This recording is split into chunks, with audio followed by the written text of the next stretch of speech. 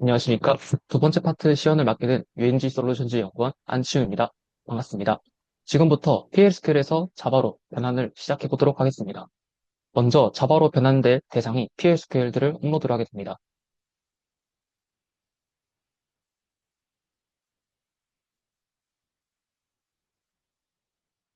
이 네 개의 파일이 바로 이제 자바로 변환될 대상이 되는 PLSQL 파일들이고요.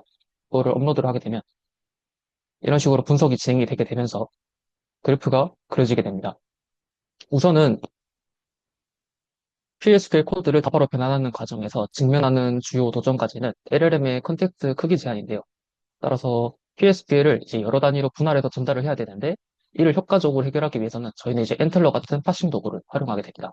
엔틀러는 이제 전달된 PLSQ들을 읽어가지고 구문 구조를 파악하게 되는데요. 즉 여기서 이제 업로드된 PLSQ 파일의 원본 코드를 확인할 수 있는데 지금 여기서 보시게 되면은 PSQ들을 이제 의미 있는 문맥이 유지가 되도록 분할을 하기 위해서는 여기서부터 여기까지가 if문이고 여기서부터 여기까지가 인서트 문다라는 것을 도중에 중간에 잘리지 않게 이렇게 구문 단위로 이제 분할을 해가지고 분석을 하게 됩니다. 그러면은 이 분석된 파일을 가지고 실제 이제 PSQ 파일들과 함께 그래프를 그리는 데 활용을 하고 있고요.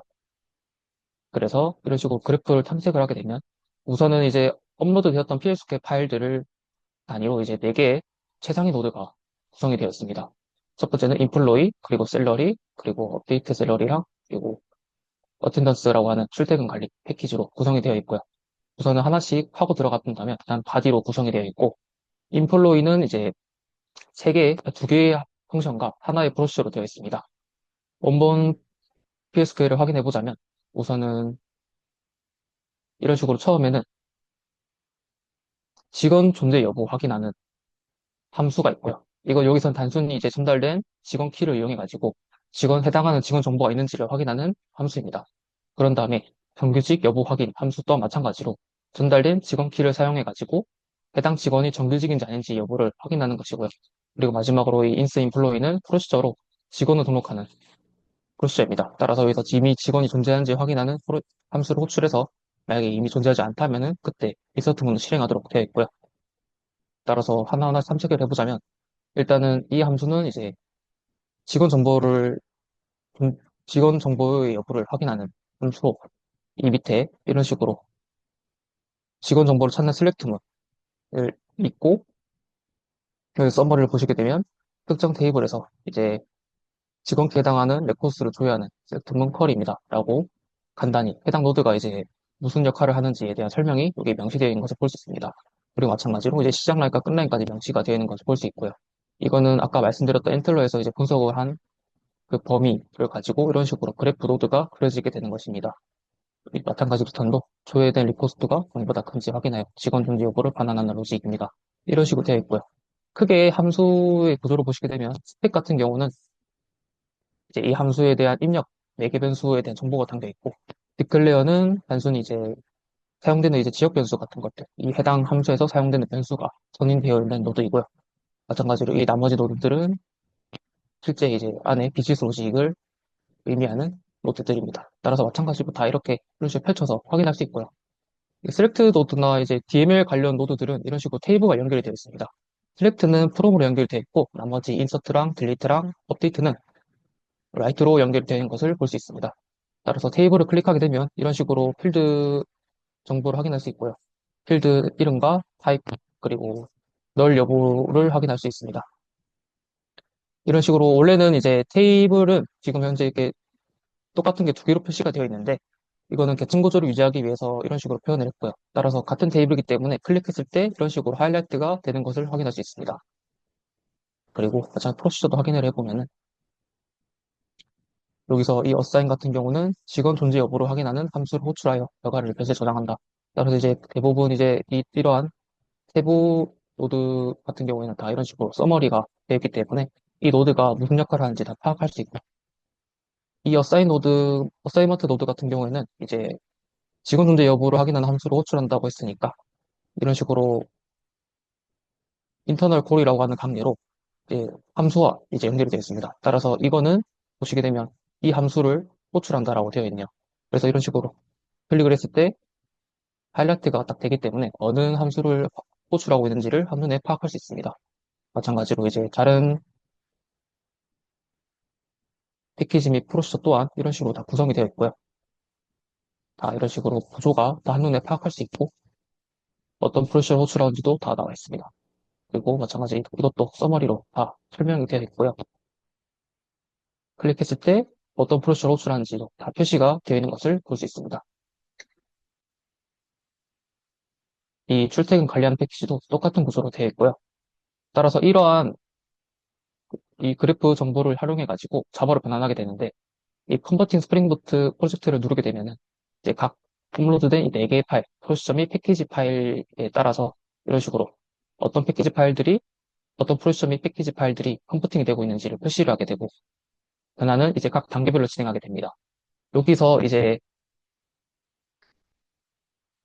자바로 이제 변환할 때에는 이 그래프 정보를 한 번에 전달하는 게 아니라 이제 각 단계별로 사용되는 노드들만 전달해가지고 필요한 이제 자바 클래스 파일들을 생성하게 됩니다. 예를 들어서 엔티티 같은 경우에는 이 테이블 노드만 이제 다 전달을 해가지고 엔티티 클래스를 만들게 되고요. 리포지토리 같은 경우에는 이러한 이 DML 관련 노드들을 전달해가지고 만들게 되게 됩니다. 나머지 이제 if 문 같은 거나 어사인먼트 같은 경우들은 이제 그 서비스 클래스 파일을 만드는데 사용이 되고 있습니다. 따라서 이제 원본 PSK 파일은 이제 흐름이 조금 복잡하게 되어 있으면 읽기가 힘들지만 이제 이런 식으로 그래프로 표현하게 된다면은 최종적으로 이제 사용자는 이제 구조와 로직을 좀 더 직관적으로 파악할 수 있으며 이런 식으로 각 노드를 클릭했을 때 이런 식으로 정보도 표현하기 때문에 훨씬 더 이제 한눈에 파악하기 좀 더 편할 수 있습니다. 따라서 이런 식으로 자바를 변환하게 되면은 최종 결과물이 이제 zip 파일로 떨어지기도 하고 타깃이라는 폴더 아래 이제 자바 프로젝트가 결과로 떨어지게 되는데 지금 이런 식으로 자바 프로젝트가 성공적으로 만들어진 것을 확인할 수 있습니다. 크게 이제 커맨드, 컨트롤러, 엔티티, 리포지토리, 서비스로 분류를 할 수 있는데요. 커맨드는 말 그대로 이제 프로시점이 함수를 호출할 때 입력 매개 변수의 역할로 이제 DTO의 역할을 하는데요.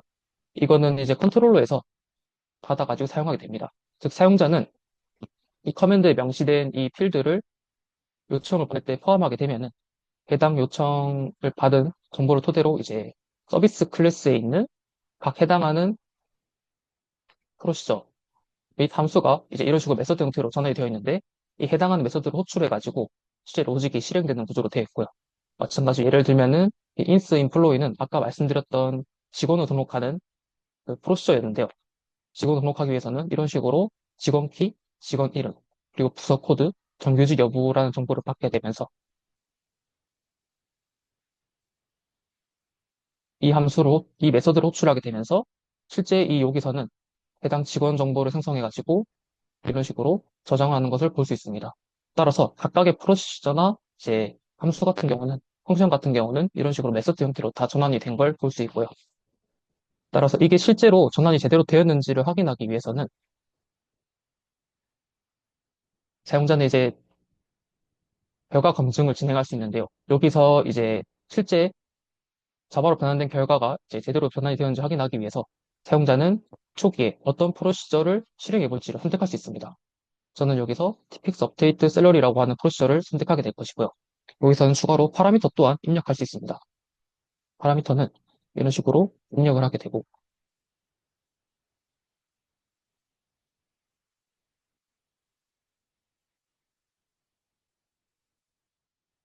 정규직 여부는 Y로 그리고 이제 초기에 이 프로시저를 실행하는데 필요한 초기 데이터들도 입력할 수 있습니다. 여기서 마찬가지 똑같은 정보를 입력하게 되면 이 초기 데이터 정보를 가지고 이 초기 데이터의 정보와 이제 어떤 프로시저 실행시킬지 또 프로시저의 파라미터가 무엇인지에 대한 정보를 바탕으로 JUnit 테스트를 자동으로 생성하게 됩니다.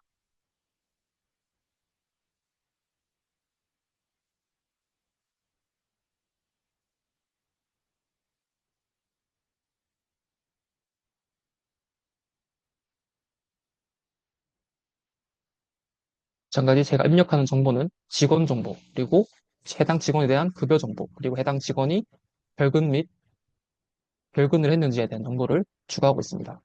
마찬가지 지금 케이스 1에 대한 데이터를 추가하고 있는데요. 지금 실제로 이제 자바로 변환된 결과를 확인하려고 했을 때 케이스 하나로만은 좀 부족할 수 있습니다. 그래서 전체적으로 여러 케이스별로 지금 추가를 할 수 있고요. 그래서 케이스 추가로 누르게 되면 이번 케이스에 대한 데이터도 입력할 수 있습니다. 저는 정직원 여부에 따라서 급여가 감소하는 게 다르기 때문에 정규직인 직원과 정규직 아닌 직원이 똑같이 결근을 한 번씩 했을 때 결과가 어떻게 되는지를 확인해 보겠습니다.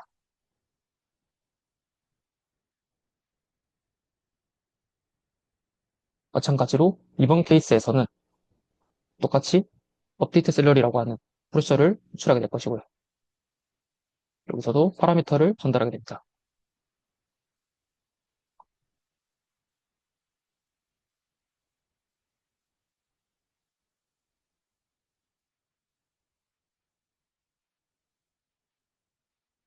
해당 직원은 정직원 여부가 N으로 설정할 것이고요.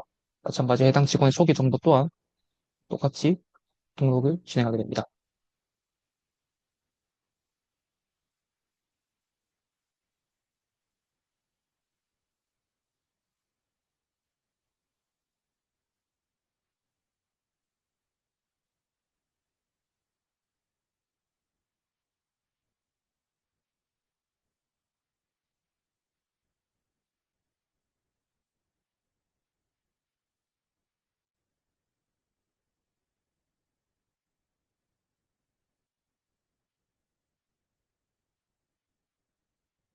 이런 식으로 입력을 다 마쳤으면 마찬가지로 제대로 입력이 되었는지 확인도 가능하기 때문에 이런 식으로 확인도 가능하고요. 케이스별로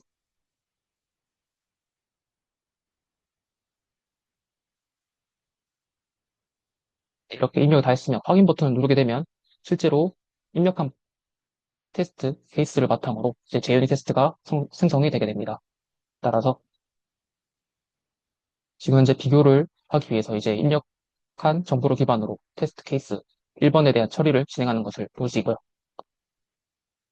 이게 처리가 완료가 되면 화면상에 이제 데이터가 생기게 되는데 이런 식으로 이제 PLSQL 데이터. 그러니까 저희가 방금 입력했던 데이터를 기반으로 이제 PSQL을 실행시켰을 때 데이터입니다.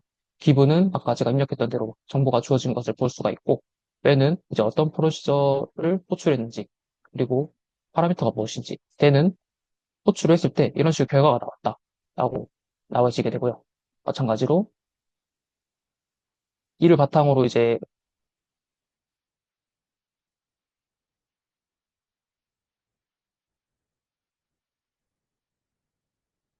여기가 보시게 되면 아까 테스트 파일이 없었는데 새로 생성이 된 걸 볼 수 있습니다.